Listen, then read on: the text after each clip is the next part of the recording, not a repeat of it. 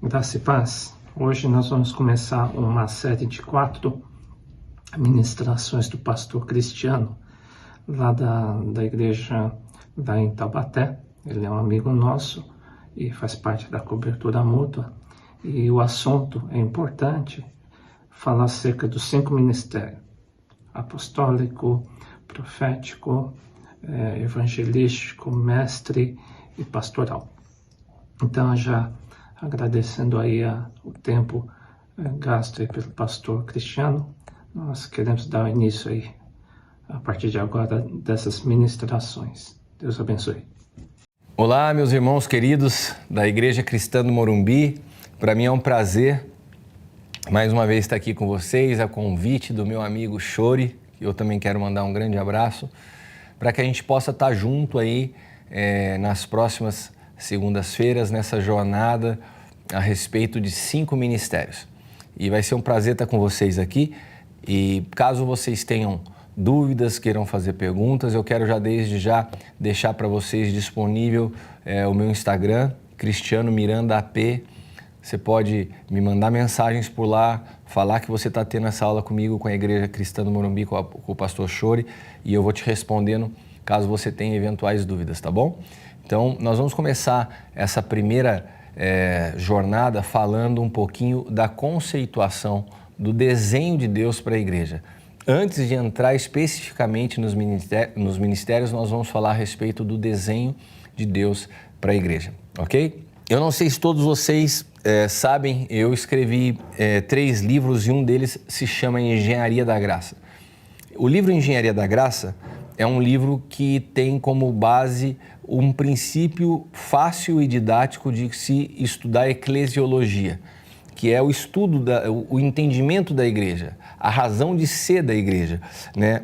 Vamos dizer assim, se nós fôssemos comparar, seria a missão, visão e valores da igreja, né? O que ela nasceu para ser, a sua identidade. E eu queria ler com vocês um texto que está em 1 Coríntios 3, do 10 ao 15, que diz assim: segundo a graça de Deus que me foi outorgada, eu, como prudente construtor, lancei o alicerce e outro está edificando sobre ele. Entretanto, reflita bem cada um como constrói, porque ninguém pode colocar outro fundamento além do que está posto, o qual é Jesus Cristo. Se alguma pessoa edifica sobre esse alicerce, utilizando ouro, prata, pedras preciosas, madeira, feno ou palha, sua obra será manifesta porque o dia trará a luz, porque será revelada pelo fogo que provará a qualidade da obra de cada um.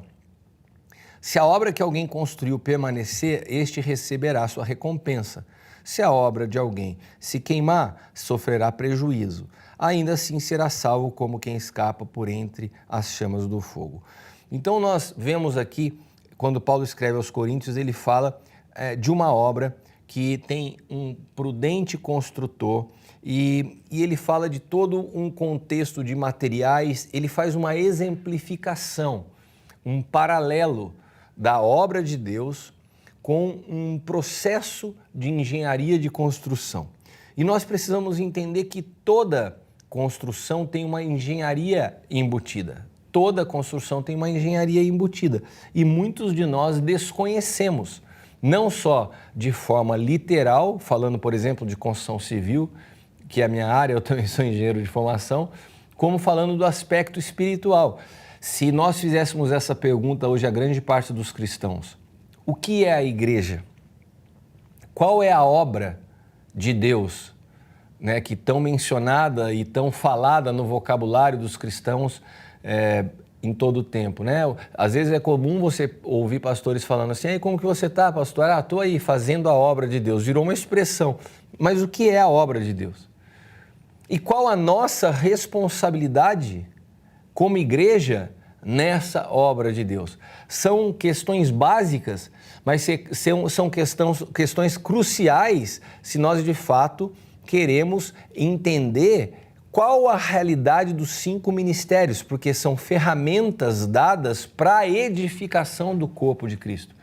Então, se nós não entendemos qual é a obra, se nós não entendemos o nosso papel nessa obra, nós fatalmente vamos compreender de forma equivocada o que são os 5 ministérios, né?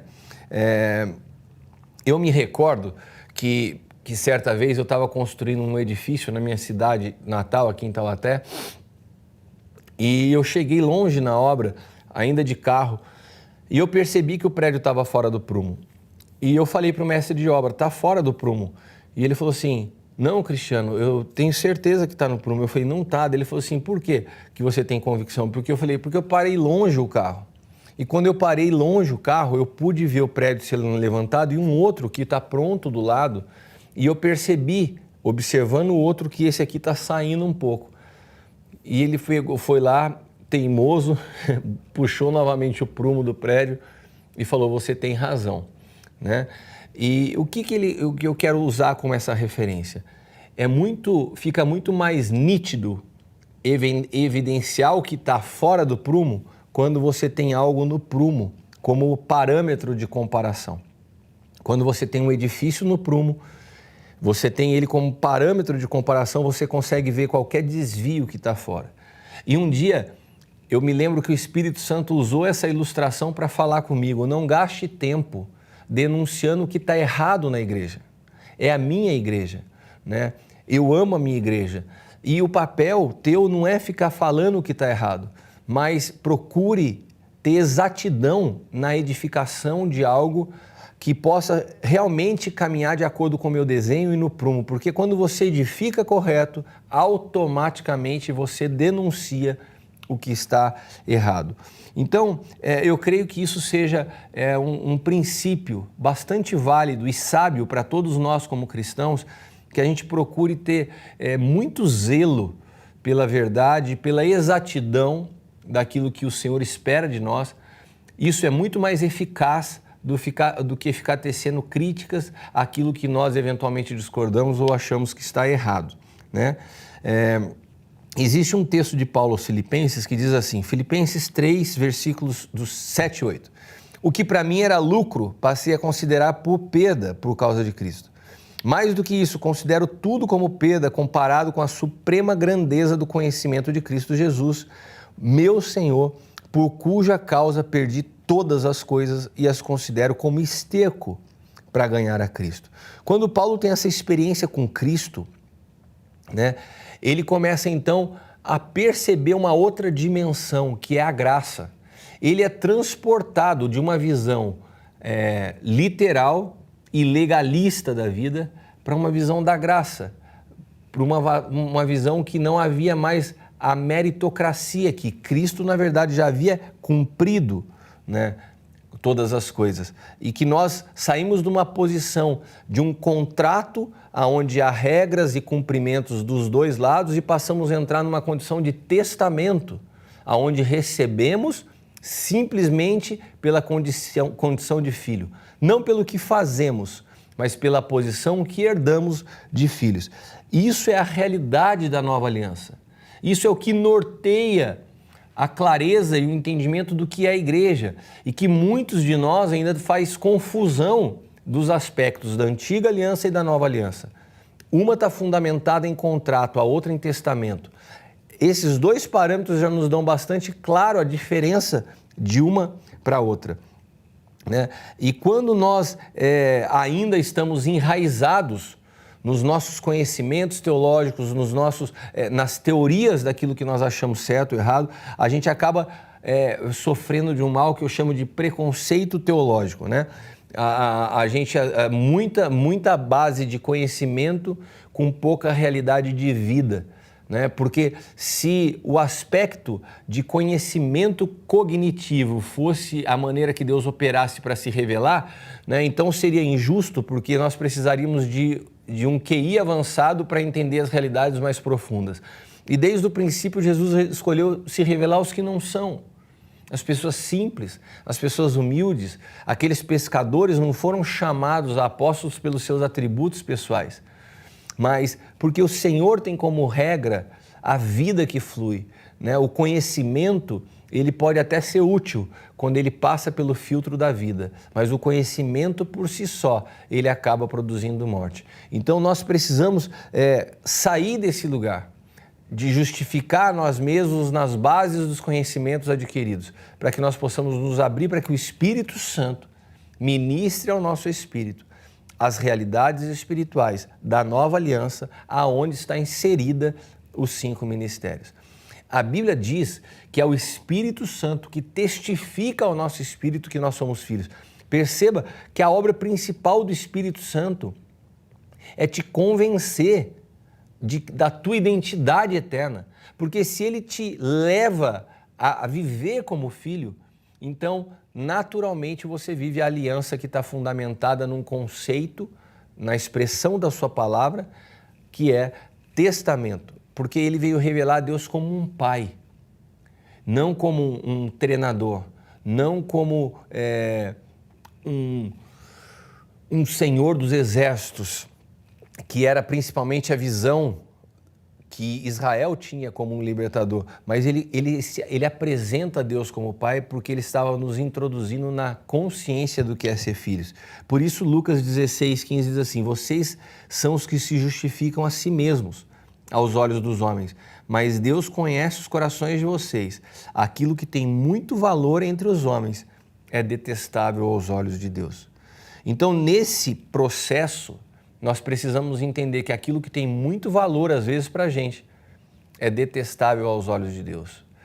O que nós atribuímos valor que, eventualmente, possa ser detestável aos olhos de Deus? Eu queria que você refletisse isso como uma introdução antes de entrarmos nas aulas. Porque a gente, às vezes, se apega às nossas tradições, aos nossos conceitos, e isso nos impede. Isso tem tanto valor para a gente que nos impede de acessar a graça e a revelação do Espírito. E esse texto de Lucas, para mim, ele é bastante emblemático, porque ele fala que existem coisas que para nós têm muito valor, para nós cristãos, que é detestável a Deus. Bom, tendo colocado isso como pano de fundo, voltando ao processo da engenharia, dessa edificação que muitos de nós desconhecemos, vamos voltar ao texto de 1 Coríntios 3. Né? Essa palavra que Paulo utiliza no texto, né, prudente construtor, essa palavra é a palavra arquitecton na sua escrita original. E a palavra arquitecton, diferente do que nós, pela língua portuguesa, interpretaríamos, ela não está relacionada à figura do arquiteto, né? Porque ela não diz respeito ao que confecciona o projeto.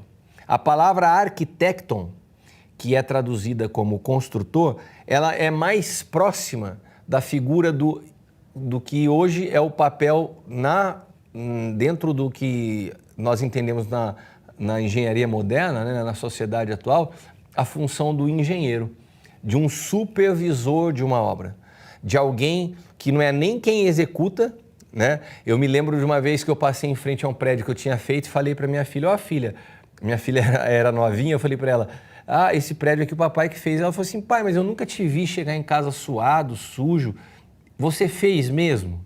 Daí eu tive que explicar a ela que eu usei uma força de expressão, que eu fiz o prédio porque a minha participação era supervisão, mas eu de fato não coloquei a mão na massa, né?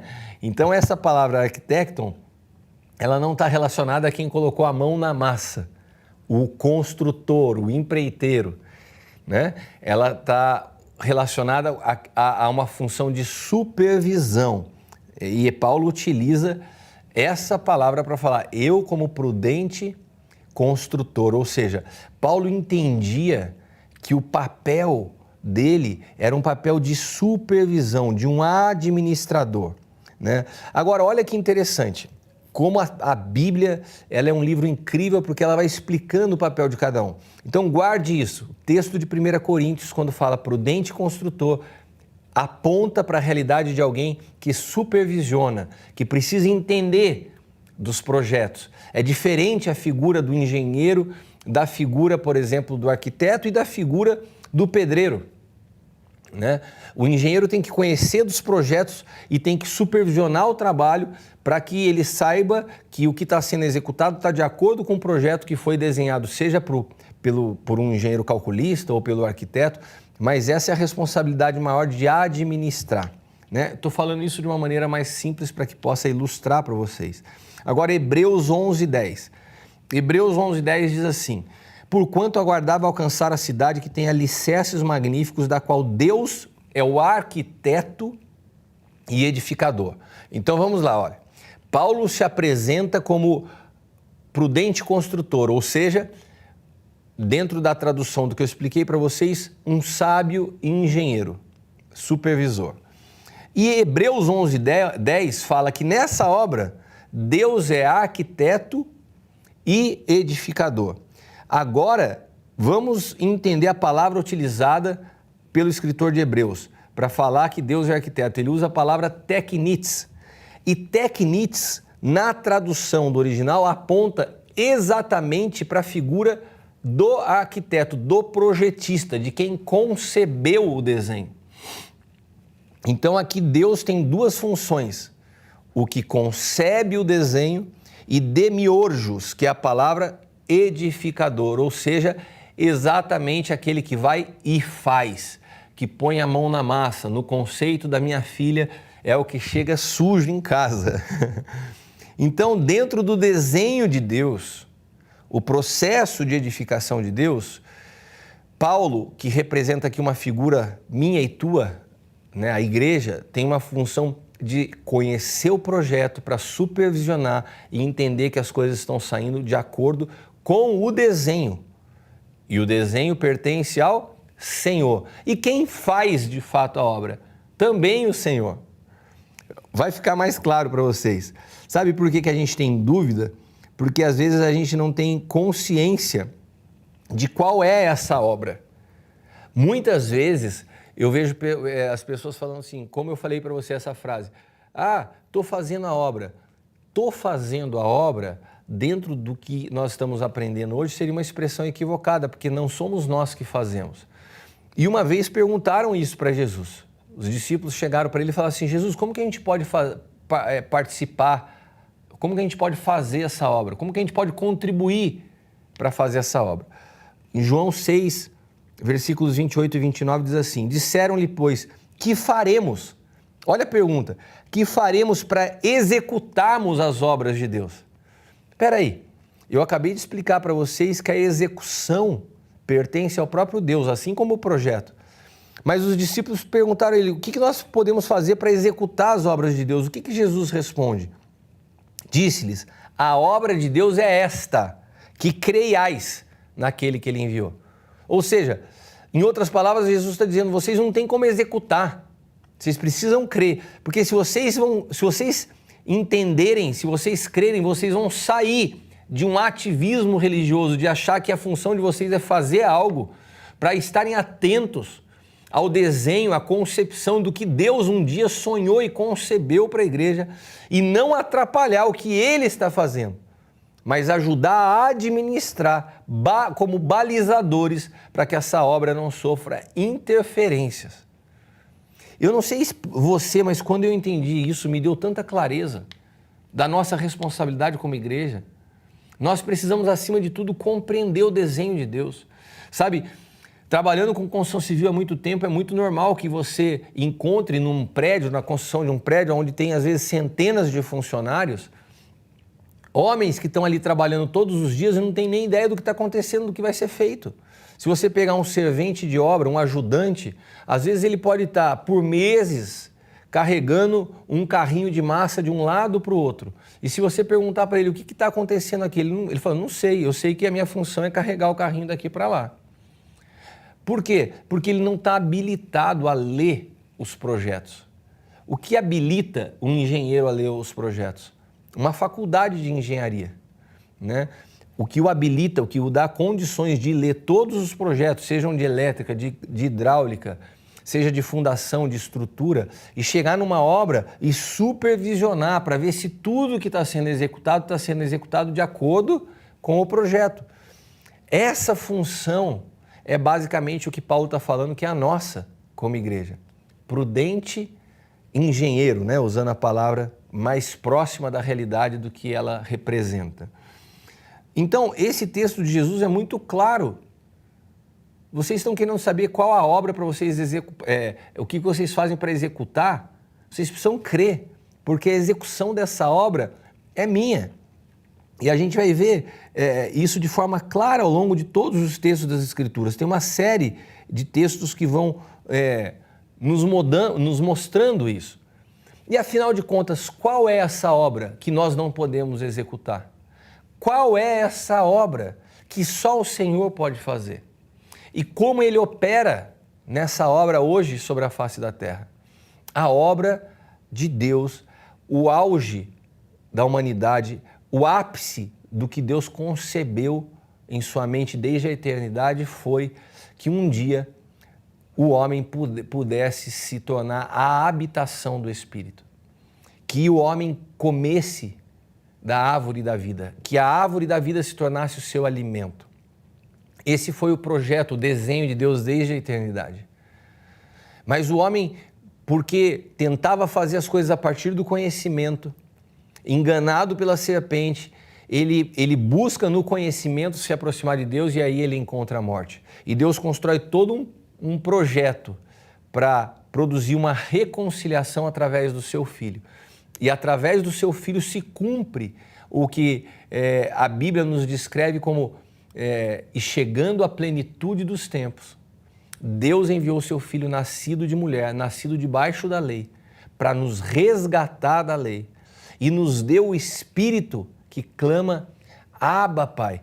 Olha que coisa incrível, ele fala que isso foi a plenitude dos tempos, o Espírito habitando em nós. E esse Espírito testifica ao nosso espírito que somos filhos de Deus. Então, qual que é a obra? A obra de Deus é que nós possamos receber a Jesus como uma semente incorruptível no nosso interior e que com essa semente nós possamos gradativamente, através da vida de igreja, onde nós estamos conectados como corpo, como ramos enxertados na videira, vamos recebendo da vida, essa semente comece a crescer, até que possamos alcançar a estatura de Cristo. E essa é a obra do Espírito Santo, que só o Espírito Santo pode fazer. Nos levar a um amadurecimento espiritual. Nos levar da condição de filhos imaturos a filhos maduros. Que possamos ter a mente de Cristo. E daí se cumpre a palavra que o Senhor se tornaria tudo em todos.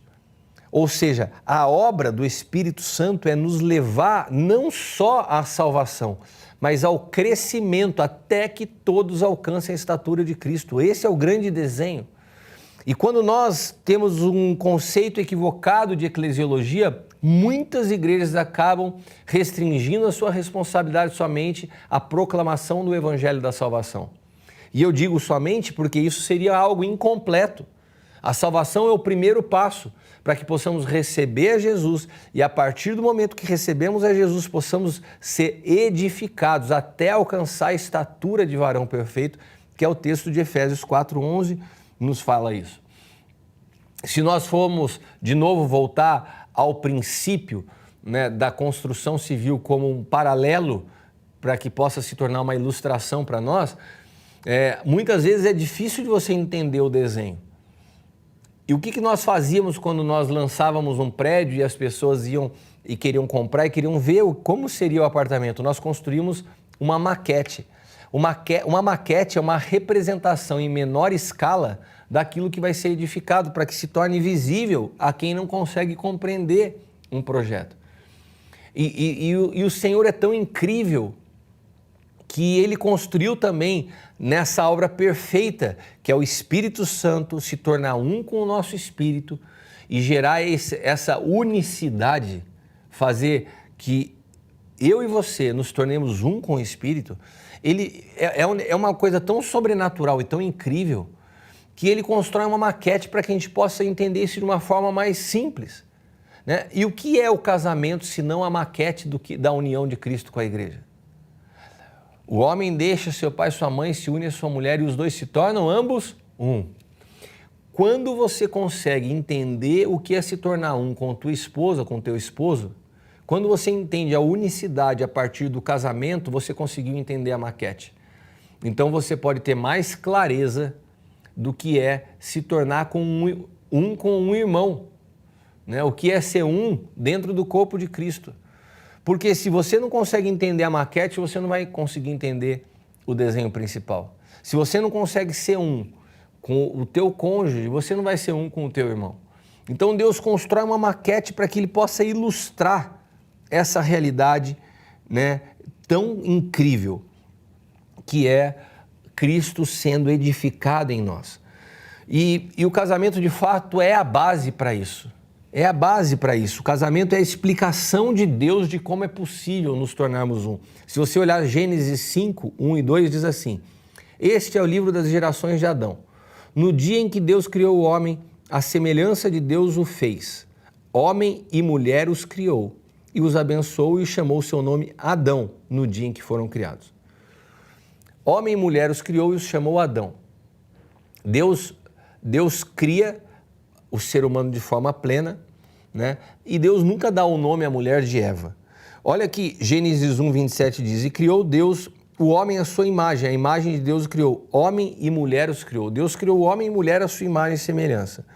Agora, Gênesis 2, 16 ao 18. E ordenou o Senhor Deus ao homem, dizendo: de toda a árvore do jardim comerá livremente, mas da árvore do conhecimento do bem e do mal dela não comerá, porque no dia em que dela comer, certamente morrerás. E disse o Senhor: não é bom que o homem esteja só, far-lhe-ei uma ajudadora idônea. Então aqui o arquiteto apresentou o seu desenho, né? Ele falou assim, eu vou construir para você uma mulher, essa mulher vai ser sua ajudadora idônea, assim Deus denomina a mulher na vida do homem a imagem e semelhança. Mas o homem decide desobedecer e faz do seu jeito. Daí, olha o que diz Gênesis 3, 19 ao 20. No suor do teu rosto comerás o teu pão até que te tornes a terra, porque dela fostes tomado.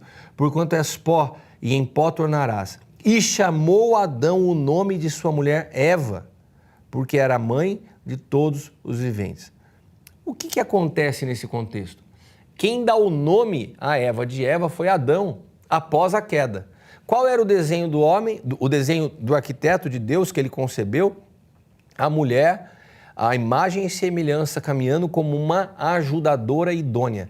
O homem, depois da queda, restringe o papel da mulher à figura de mãe. Eu não estou falando com isso que o papel de mãe seja um papel pequeno, mas eu estou falando que não era só essa a concepção de Deus para a mulher. A concepção de Deus para a mulher é que a mulher, assim como o homem, comessem da vida. E isso se cumpriu somente em Cristo. Hoje, o Espírito Santo que habita no homem é o mesmo Espírito que habita na mulher. De maneira que todos são sacerdotes. E a palavra de Deus ainda é muito clara, porque diz que hoje não há mais separação entre homem e mulher, escravo ou livre, grego ou judeu. Nós todos somos um em Cristo Jesus. Ou seja, Cristo veio reconciliar o homem ao desenho que havia sido concebido por Deus originalmente e que foi se perdendo em virtude da queda. Né? Então, quando o homem amadurece em Cristo, quando o homem cresce a estatura de Cristo, quando essa vida brota, as coisas vão entrando no lugar e a igreja vai experimentando um processo de reforma, de compreensão de fato do que Deus sonhou para a igreja. Se nós nos permitirmos amadurecermos a estatura de Cristo, não há necessidade de trabalho ou luta pela mulher, porque o homem que tem a mente de Cristo, ele entende exatamente qual é o papel da mulher. Agora, o homem sem a mente de Cristo, ele usa a própria Bíblia para oprimir a mulher. Por isso é tão fundamental que nós não sejamos só conhecedores, mas que nós possamos nos alimentar da vida, porque só a partir de nos alimentarmos da vida os nossos olhos vão se abrir. Foi o que aconteceu com Paulo, muito tempo de letra produzindo morte. A partir dos seus olhos se abrirem pelo Espírito, então ele consegue produzir vida. Que hoje nós possamos reconhecer a nossa total incapacidade de fazer nós mesmos essas obras, porque nós não somos capazes de executá-la. Essa é uma obra do Espírito Santo. Nós só somos colaboradores que precisam estar atentos a fazermos exatamente o que foi concebido pelo Senhor quando sonhou com a igreja. Se nós não entendemos a profundidade desse assunto, nós não vamos entender a profundidade do casamento e nós não vamos entender a profundidade do que é nos tornar um com os nossos irmãos, ou seja, do que é a igreja. E é por isso que hoje está se tornando tão normal no nosso meio, né? O divórcio, assim como as pessoas se separando, quebrando alianças, desfazendo relacionamentos, mudando de uma igreja para outra, porque perdeu-se o entendimento de um fundamento importantíssimo, a compreensão do que é ser um.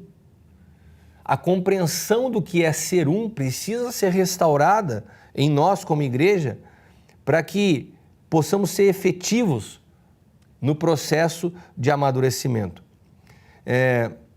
Romanos 11, versículos 5 e 6 diz assim: assim, pois, em nossos dias há um remanescente separado pela eleição da graça, porquanto se é pela graça, já não é mais pelas obras. Caso fosse a graça, deixaria de ser graça.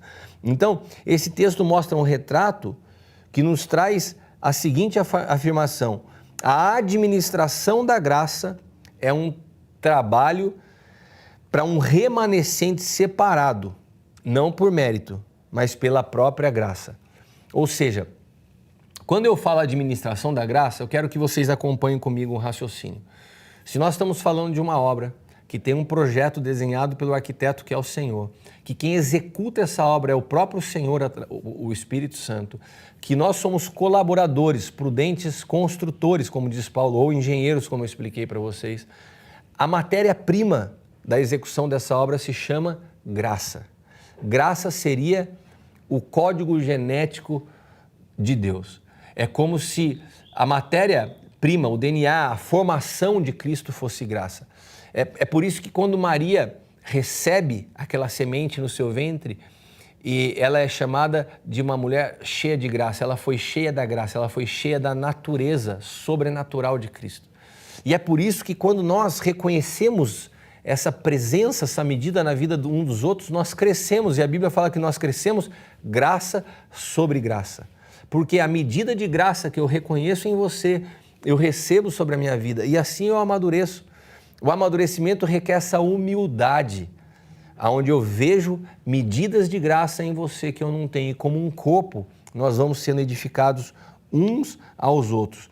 E é por isso que nós precisamos aprender isso, que é a administração da graça.